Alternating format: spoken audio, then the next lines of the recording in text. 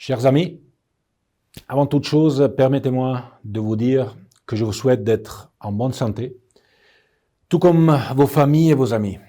La FIFA et l'ensemble de la communauté du football sont aux côtés de tous ceux qui souffrent en ces moments difficiles. Nous traversons une période incertaine. Dans de telles circonstances, il est essentiel de garder son sang-froid et de faire preuve de solidarité. Même si nous sommes éloignés les uns des autres, nous devons rester unis. C'est la raison pour laquelle j'ai voulu vous adresser ce message et partager mes réflexions avec vous. Pour l'heure, la FIFA a 3 choses à l'esprit, dans cet ordre de priorité. Premièrement, la santé. La santé se doit d'être la première de nos considérations. Deuxièmement, notre préoccupation est de trouver comment aider efficacement la communauté du football dans ces heures difficiles.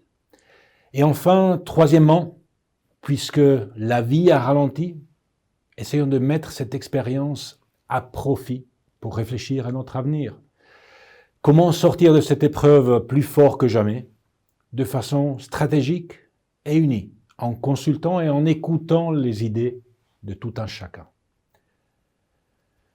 À propos de notre première priorité, notre principe fondamental que nous appliquerons à nos compétitions et nous vous encourageons à suivre est simple. La santé avant tout. Je ne saurais trop insister sur ce point.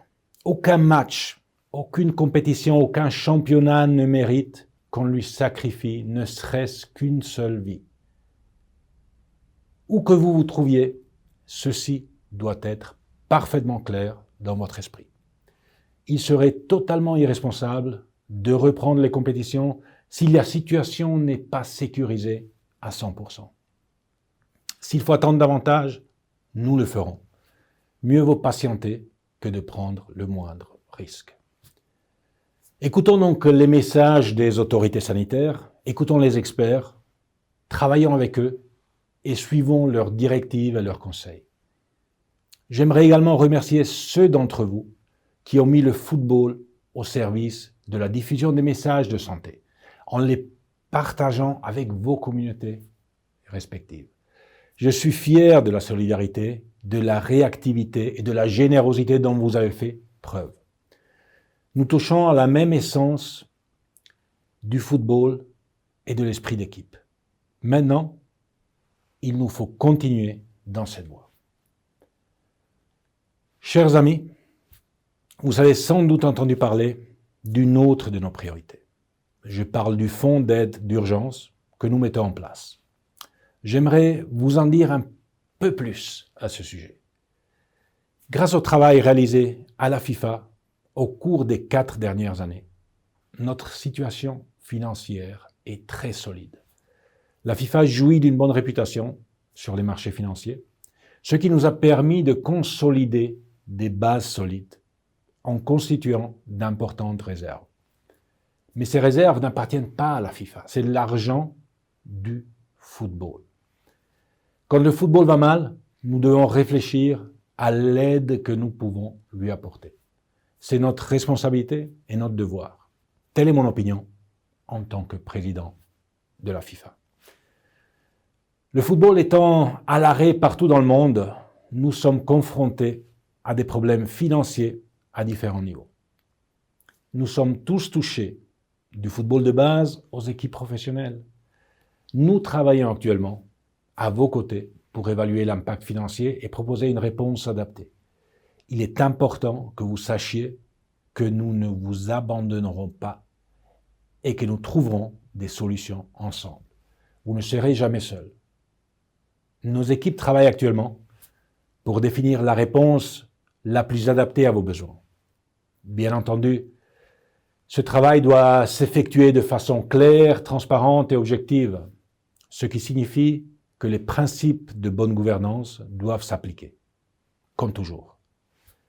L'objectif est de créer un fonds doté d'une structure de gouvernance indépendante. Cette solution permettra de renforcer l'approche professionnelle et orienter vers la recherche de solutions qui nous semblent la mieux adaptée. Ceci signifie que chacun saura où va l'argent et surtout, vous saurez pourquoi ces sommes sont affectées ici ou là.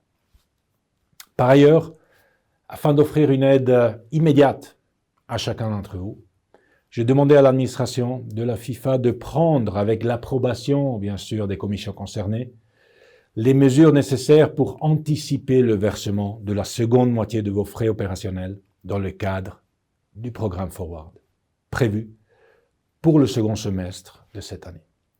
Dans ces circonstances exceptionnelles, j'ai également demandé à ce qu'on renonce aux conditions requises pour les critères supplémentaires de cette année et de l'année dernière, afin que la totalité de la somme soit versée à chacun d'entre vous.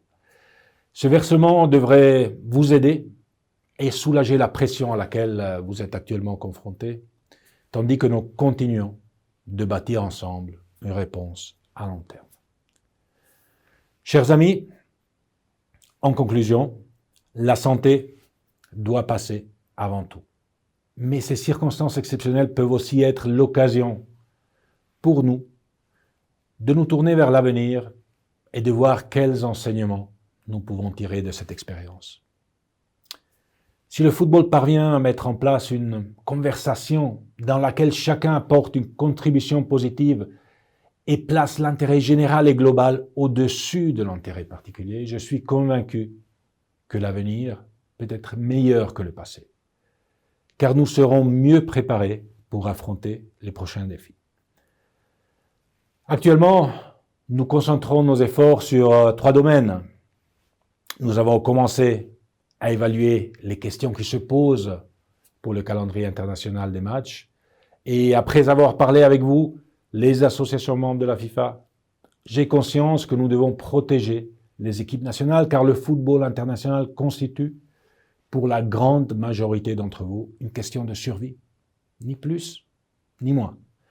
Mais nous devons aussi et également trouver le bon équilibre afin de protéger les clubs qui constituent le moteur de notre sport.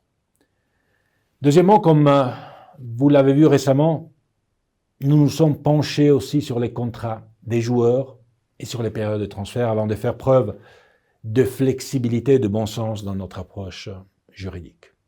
Et troisièmement, nous analysons la meilleure façon de vous aider concrètement et efficacement à travers le fonds que j'ai mentionné tout à l'heure. Nous travaillons sur ces questions et j'aimerais en profiter pour remercier les membres du bureau du Conseil de la FIFA, les présidents de toutes les confédérations pour l'unité et la solidarité dont ils ont fait preuve dans nos récentes décisions. Les périodes exceptionnelles exigent des solutions exceptionnelles et globales. Cette pandémie nous rappelle combien la mondialisation a changé nos vies. Désormais, un événement survenu n'importe où peut affecter l'ensemble de la planète. Malheureusement, nous ne sommes pas en mesure de nous rencontrer en personne.